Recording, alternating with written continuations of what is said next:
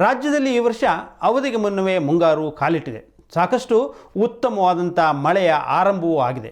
ಹೀಗಾಗಿ ಸಹಜವಾಗಿ ರೈತರಲ್ಲಿ ಉತ್ಸಾಹ ಮೂಡಿದೆ. ಬಿಸಿಲ ಧಗೆಗೆ ಬೆಂದಿದ್ದ ಜಮೀನು ತಣ್ಣಗಾಗಿದೆ. ರಾಜ್ಯಾದ್ಯಂತ ರೈತರು ಹುರುಪಿನಿಂದ ಕೃಷಿ ಚಟುವಟಿಕೆಯನ್ನು ಆರಂಭಿಸಿದ್ದಾರೆ. ಇವತ್ತಿನ ವರದಿ ಪ್ರಕಾರ ರಾಜ್ಯದಲ್ಲಿ ಬಹುತೇಕ ಬಿತ್ತನೆ ಕಾರ್ಯ ಮುಗಿದು ಹೋಗಿದೆ.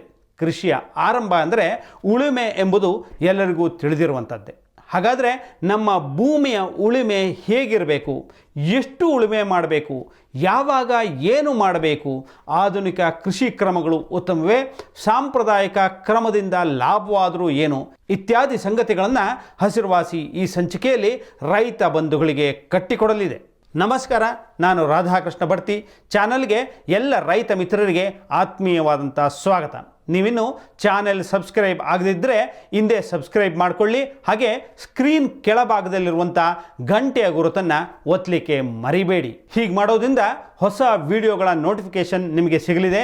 ನಿಮ್ಮ ಸ್ನೇಹಿತರು ವಾಟ್ಸ್ಯಾಪ್ ಗುಂಪುಗಳಲ್ಲಿ ವಿಡಿಯೋವನ್ನು ಹಂಚಿಕೊಳ್ಳಿ. ಲೈಕ್ ಹಾಗೂ ಕಾಮೆಂಟ್ ಮಾಡಿ ಅಭಿಪ್ರಾಯ ತಿಳಿಸಿದರೆ ನಿಮಗೆ ಎಂಥ ಮಾಹಿತಿಗಳು ಬೇಕು ಅನ್ನೋದು ನಮಗೆ ತಿಳಿಯಲಿದೆ.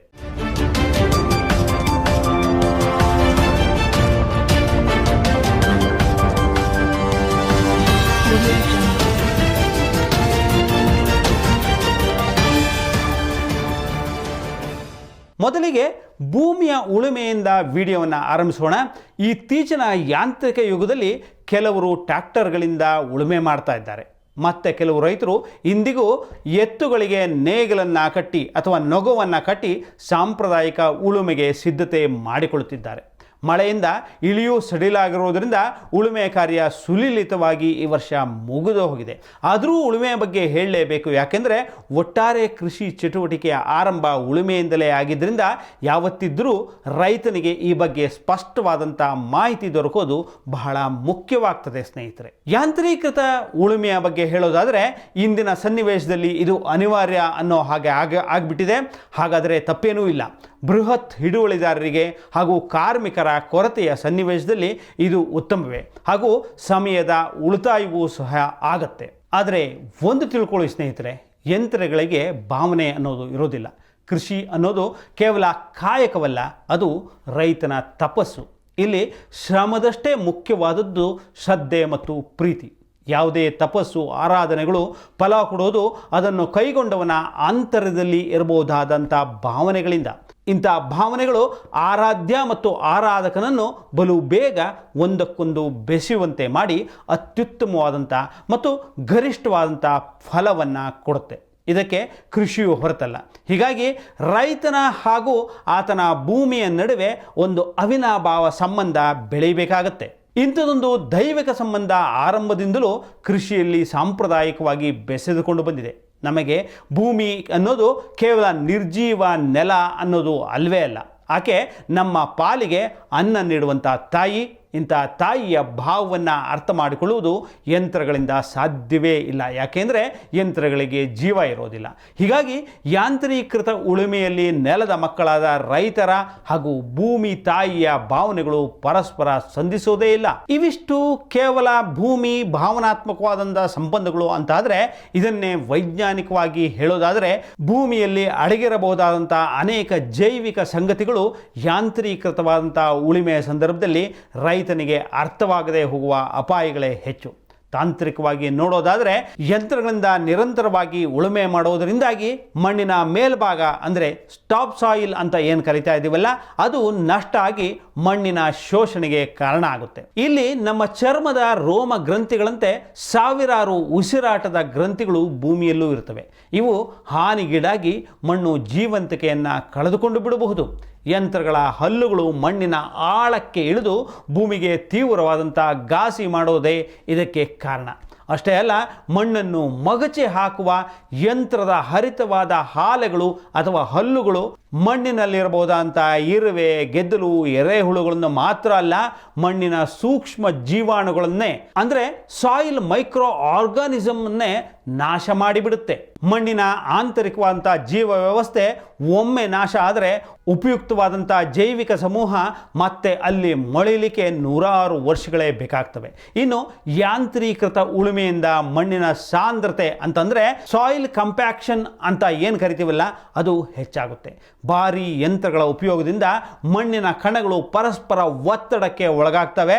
ಇದರಿಂದ ನಿಸರ್ಗ ಮಣ್ಣಿನಲ್ಲಿ ಸಹಜವಾಗಿ ಸೃಷ್ಟಿಸಿರುವಂಥ ವಾತಾವರಣ ಕುಸಿದು ಹೋಗುತ್ತೆ ಸ್ನೇಹಿತರೆ. ಇಷ್ಟೇ ಅಲ್ಲ, ಇದರಿಂದಾಗಿ ಮಣ್ಣಿನಲ್ಲಿನ ತೇವಾಂಶವನ್ನು ಹಿಡಿದಿಟ್ಟುಕೊಳ್ಳುವಂಥ ಶಕ್ತಿಯೂ ಸಹ ಕುಂಠಿತವಾಗುತ್ತೆ.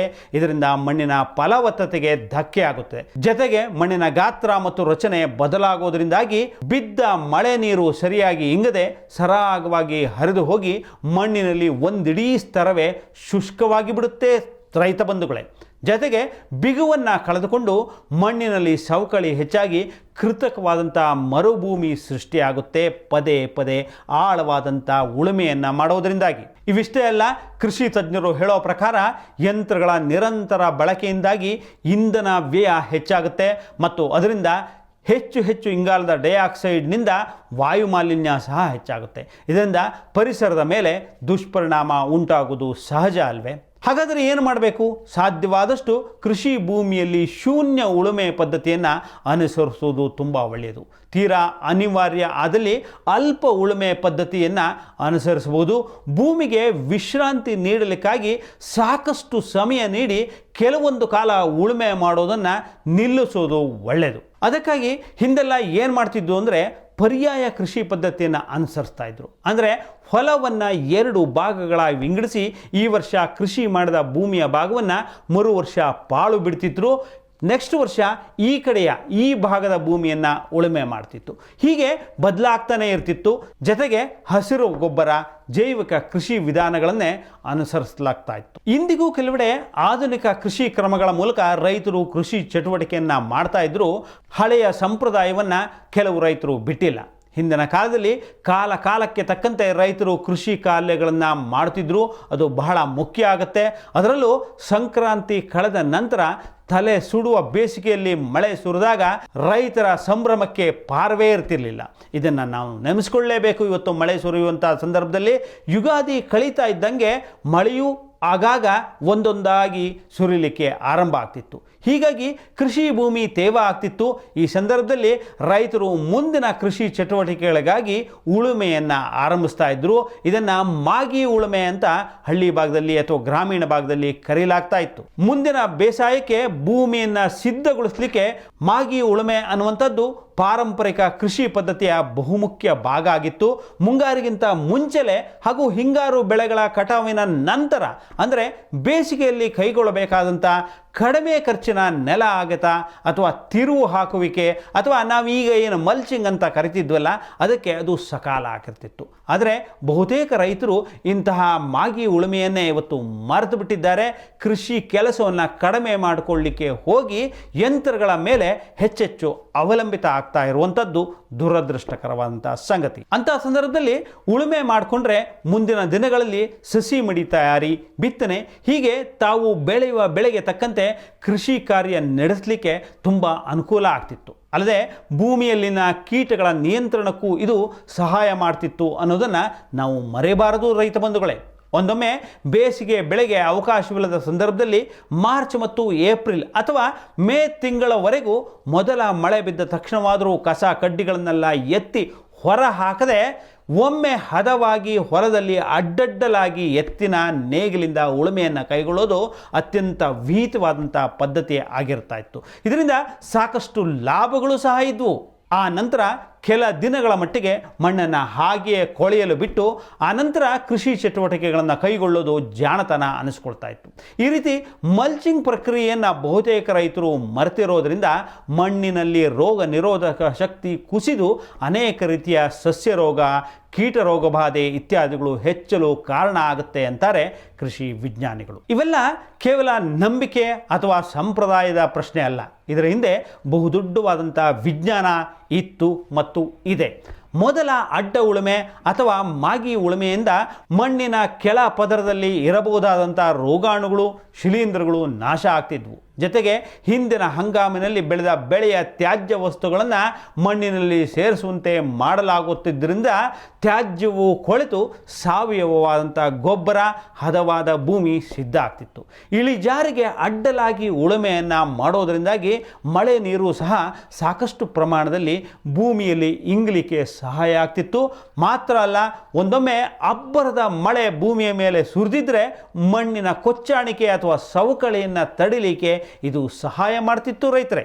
ಈಗಾಗಲೇ ಹೇಳಿದ್ನಲ್ಲ, ಅಕಾಲಿಕವಾದಂಥ ರಭಸದ ಮಳೆ ಬೀರೋದು ಇಂಥ ಸನ್ನಿವೇಶದಲ್ಲಿ ಸಾಮಾನ್ಯ. ಈ ಸಂದರ್ಭದಲ್ಲಿ ಮಣ್ಣನ್ನು ಸಂರಕ್ಷಣೆ ಮಾಡಿಕೊಳ್ಳಲಿಕ್ಕೆ ಈ ಅಡ್ಡ ಉಳುಮೆ ಬಹಳವಾಗಿ ಸಹಾಯ ಮಾಡ್ತಿತ್ತು. ಜೊತೆಗೆ ಬಿದ್ದಂಥ ಮಳೆ ನೀರು ಉಳುಮೆಯ ಕಿರು ಪಾತಿಗಳಲ್ಲೇ ಶೇಖರಣೆ ಆಗ್ತಿತ್ತು. ಈ ಹಿಂದಿನ ಹಂಗಾಮುಗಳಲ್ಲಿ ಬೆಳೆದ ಬೆಳೆಗಳಲ್ಲಿದ್ದ ಅಥವಾ ಮಣ್ಣಿನಲ್ಲಿರುವಂಥ ಕೀಟ, ಮೊಟ್ಟೆಗಳು ಹಾಗೂ ರೋಗಾಣುಗಳು ಸೂರ್ಯನ ಬಿಸಿಲಿಗೆ, ಶಾಖಕ್ಕೆ ತೆರೆದುಕೊಳ್ಳೋದ್ರಿಂದ ಆ ತಾಪಕ್ಕೆ ನಾಶವಾಗಿ ಕೀಟ ಮತ್ತು ರೋಗಗಳನ್ನು ಹೊಲದಲ್ಲಿ ನಿಯಂತ್ರಿಸಲಿಕ್ಕೆ ಇದು ತುಂಬ ಸಹಕಾರಿಯಾಗ್ತಾ ಇತ್ತು. ಆದ್ದರಿಂದ ಮಳೆ ಬಿದ್ದು ಭೂಮಿ ಹದವಾಗಿದ್ದರೆ ರೈತರು ಉದಾಸೀನ ತಾಳದೆ ಇಂಥ ಸಣ್ಣ ಸಣ್ಣ ಕಾರ್ಯಗಳಲ್ಲಿ ತೊಡಗಿಸಿಕೊಳ್ಳೋದು ಬಹಳ ಮುಖ್ಯ. ಆಧುನಿಕತೆಯ ಹೆಸರಿನಲ್ಲಿ ನಾವಿವತ್ತು ಮರೆತು ಬಿಟ್ಟಂಥ ಅನೇಕ ಸಾಂಪ್ರದಾಯಿಕ ಕೃಷಿ ಚಟುವಟಿಕೆಗಳು ಬಹುದೊಡ್ಡ ಫಲವನ್ನು ಕೊಡ್ತಾ ಇತ್ತು. ನೆನಪಿಡಿ, ನಿಮ್ಮ ಆದ್ಯತೆ ಯಾಂತ್ರೀಕೃತ ಉಳುಮೆಯಾಗಿರದೆ ಸಾಂಪ್ರದಾಯಿಕವಾದಂಥ ಉಳುಮೆ ನಿಮಗೆ ಆಯ್ಕೆ ಆಗಿರಲಿ. ಅದು ಉಳುಮೆ ಅನಿವಾರ್ಯ ಅನ್ನುವಂಥ ಸಂದರ್ಭದಲ್ಲಿ. ಅದಿಲ್ಲದೆ ಇದ್ದರೆ ಉಳುಮೆಯನ್ನೇ ಮಾಡದೆ ಕೃಷಿ ಮಾಡಲಿಕ್ಕೆ ಸಾಧ್ಯ ಇದೆಯೇ? ನೋಡೋಣ ಮುಂದಿನ ಸಂಚಿಕೆಯಲ್ಲಿ. ನಮಸ್ಕಾರ.